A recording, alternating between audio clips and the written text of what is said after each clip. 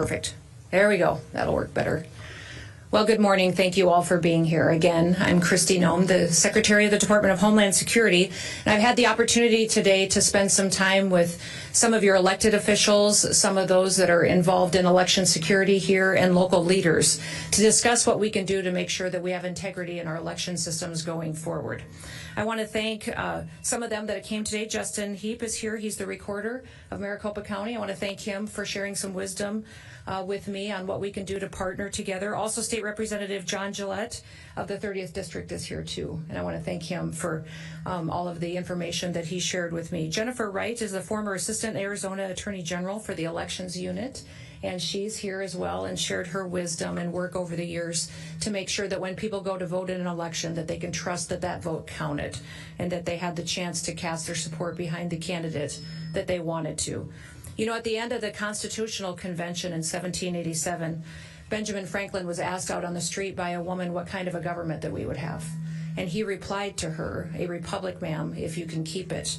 And that's what our job is. For 250 years, it's been our American duty to maintain our republic and to make sure that our elections are secure.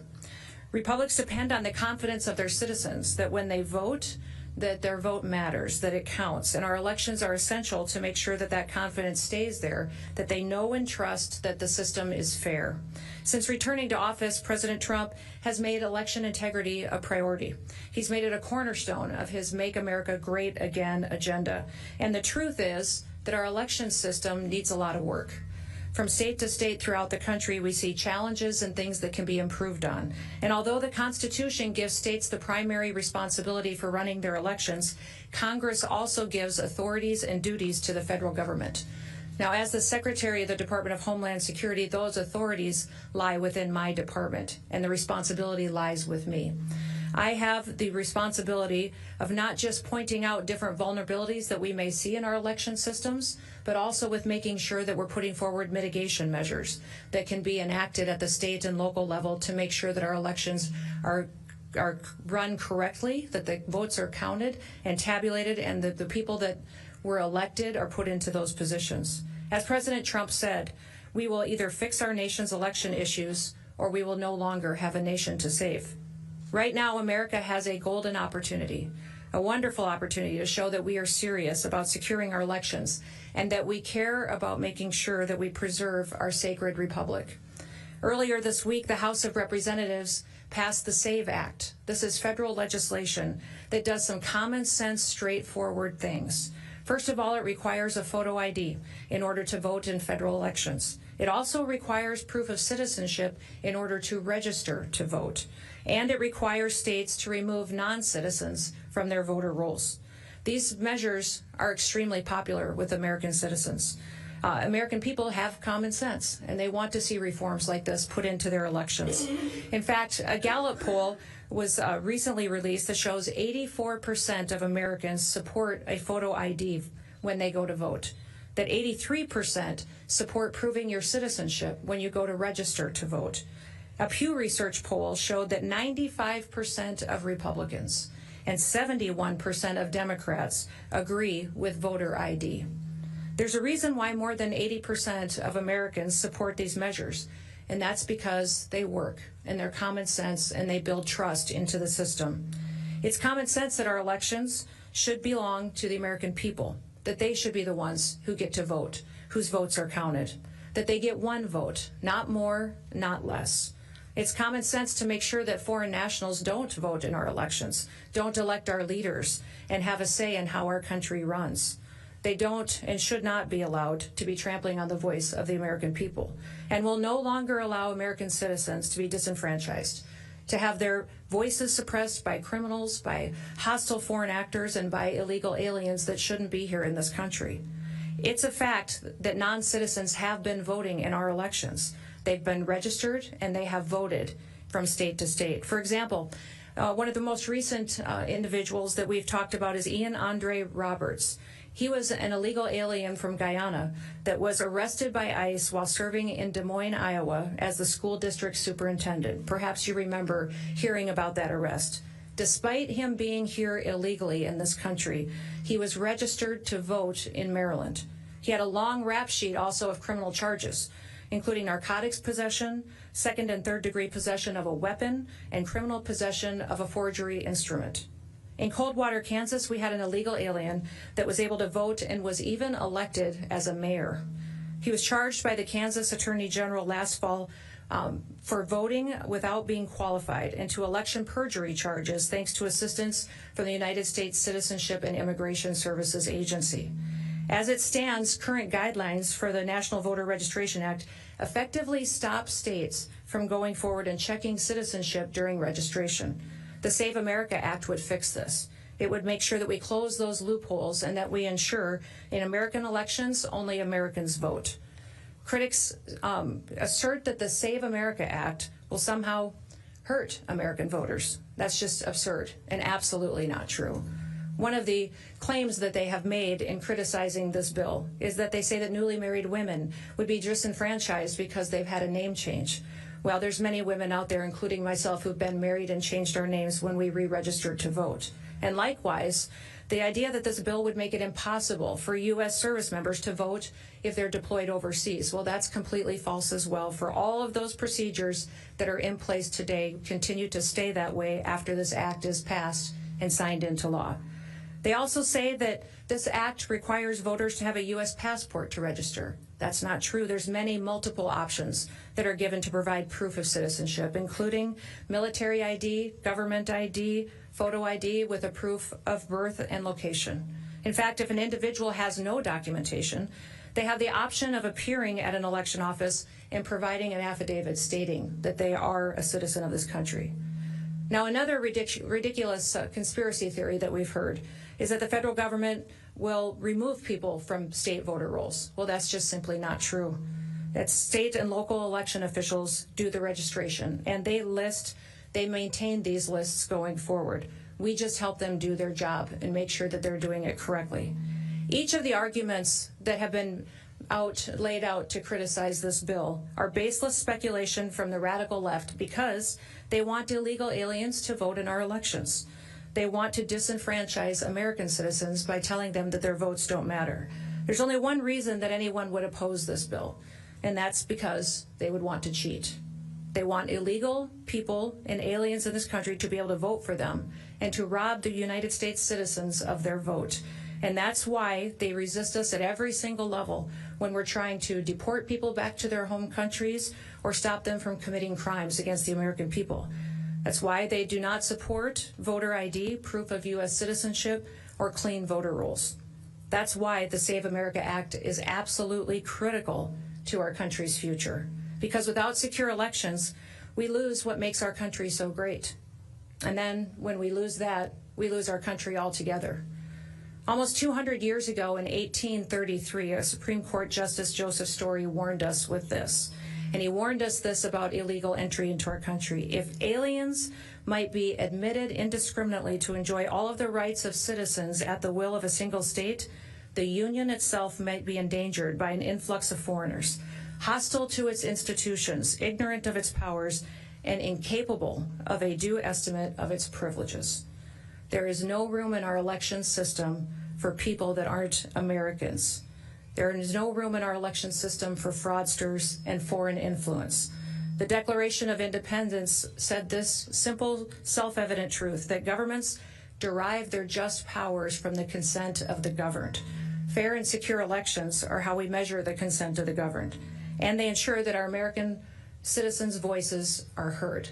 Our founders, at the time of the creation of this country, pledged their lives, their fortunes, and their sacred honor to defend our freedoms.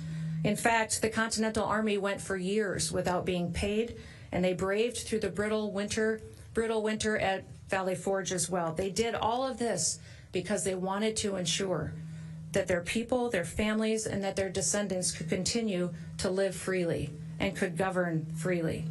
If we don't uphold this bedrock principle of representative government, then our nation's choices will be decided by illegal aliens, by criminals, by foreign actors, and people that don't support America being the greatest country in the world.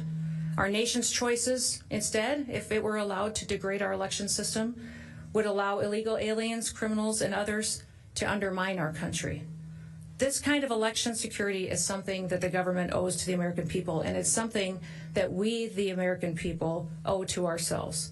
We need to pass the Save America Act. We need to pass it today and sign it into law to ensure that the integrity of our election system stays in place for years to come.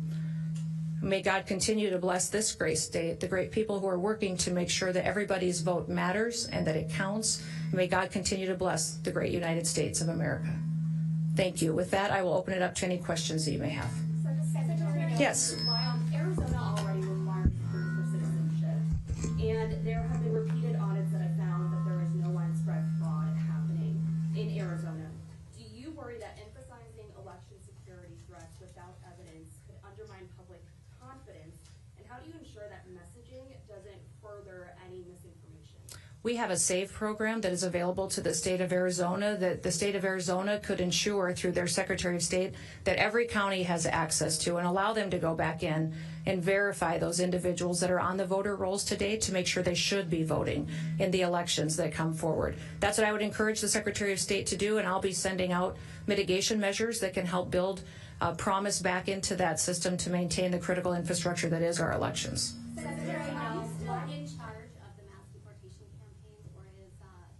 I'm still in charge of the Department of Homeland Security. That includes all 23 different agencies under our umbrella, including ICE and CBP, but also FEMA, TSA, Secret Service, the Coast Guard, many, many more. Secretary Noem, yes, over here. Secretary Adampo has recently posted a video regarding the DOJ wanting more information on Arizona voters. What are your thoughts on this? I think that would be a wonderful opportunity for him to be transparent and to ensure and promise the people of Arizona that they can trust their elections, and that when they show up on election day, they'll get to vote without problems or hassles, that they'll be prepared to make sure that vote counts and that the correct results are announced. Secretary Noem, It's right here. I'll come to you next. You offered a couple of examples from Kansas, Maryland, and Iowa and such. Can you offer us any good examples of this kind of fraud in Arizona? Oh, I'm sure there's many of them, but we want to make sure that we talked about several of them this morning at our roundtable that we had. We talked about individuals that may be registered to vote in this state but truly live in another state. I understand that you have mobile homes and boats on lakes that individuals may have as their voter registration address, but not necessarily that is where they live. They live in another state, such as California or on the East Coast. Those kind of situations are things that your county officials should be bringing forward and be asking your Secretary of State for the opportunity to take off the voter rolls if they shouldn't be there. Secretary Yeah. Oh, right here. Sorry. Why choose to do this press conference this way? Your agency is about to run out of funding. We were just here in Arizona last week at the border, and obviously you bused all of us to a secure facility, and I'm curious as to why choose to do this press conference this way on something that doesn't seem top secret. Oh, my goodness. This is our critical infrastructure. So one of the things I think is good for all of you to know is that the Department of Homeland Security's mission is to defend the homeland, which means that even on our worst day, should we have an attack, a terrorist threat, if something disastrous happened to our country, the agency of FEMA under the Department of Homeland Security is responsible for running our government, which means that according to law, the authorities that are under this department is maintaining our critical infrastructure, which means it's my job to make sure that our electrical grid is sustained and intact and operational, that we ensure that we protect our cybersecurity. Any kind of manipulation or threats we face on anything that's said or done on the internet is my responsibility. Our water systems, making sure that people have the water that they need for their communities to live and take care of their families. And elections is another one of those critical infrastructure responsibilities that I have as well. And I would say that many people believe that it may be one of the most important things that we need to make sure we trust is reliable, and that when it gets to election day that we've been proactive to make sure that we have the right people voting, electing the right leaders to lead this country through the days that we have, knowing that people can trust it. That's why you're here. For me, I do press conferences because I want to be transparent and let you ask questions and have conversations.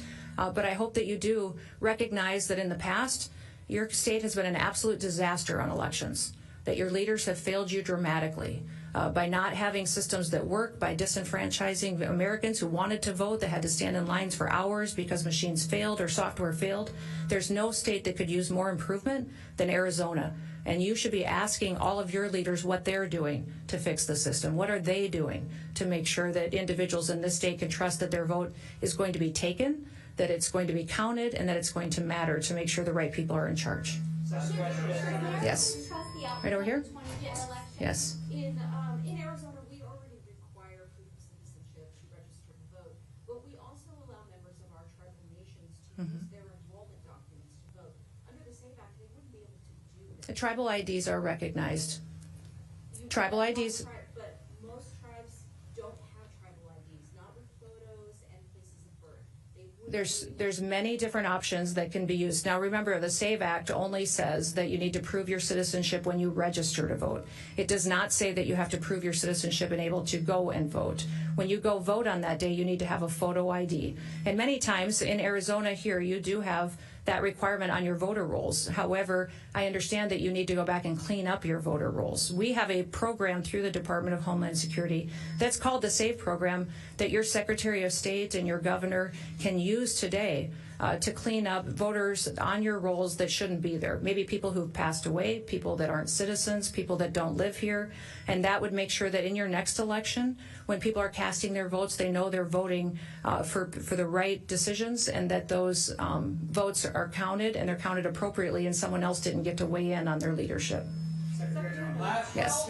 Last one. Regarding the El Paso airspace closure, can you confirm that CBP actually hit a party balloon that it thought was a drone with a laser earlier this week, as was reported? And if that is true, why wasn't the action coordinated with the FAA? You know, this was a joint agency task force mission that was undertaken, and we're continuing to work on the communication through that, but recognize we're grateful for the partnership with the Department of War and the FAA as we go forward. Thank you. Thank you, Press. All right. Thanks, everybody.